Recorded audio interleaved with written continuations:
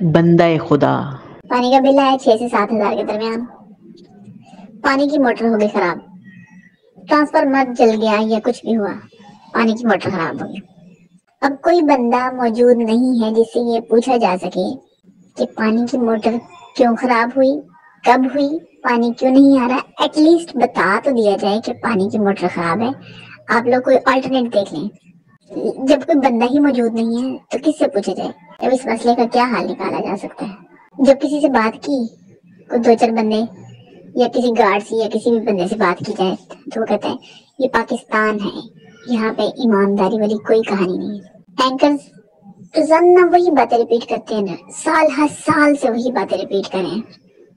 زیادہ سے زیادہ لوگوں کو، کچھ جن کو پہلے پتا تھا، کچھ اور لوگوں کو پتا چل گیا، کچھ اور لوگوں کو پتا چل گیا، اس طرح بڑھتے وہ لوگ جن کو پتا ہے معاملات کا، ان کی تعداد بڑھ گئی۔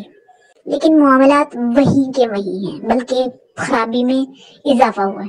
وہ لوگ جن کو خرابیوں کے طریقے نہیں آتے تھے، وہ بھی ان کو بھی آ گئے، فائدہ کچھ نہیں۔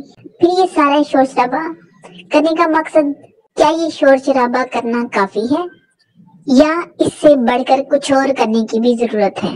کیا رسپانسبلٹی صرف اتنی ہی ہے کہ بات کر دی جائے، پہنچا دیا جائے؟ تو پھر ٹھیک کون کرے گا؟ جن کو عوام کو پہنچانے سے کیا فائدہ؟ عوام سے کون پوچھتا ہے؟ عوام کو تو کس نے پوچھے نہیں۔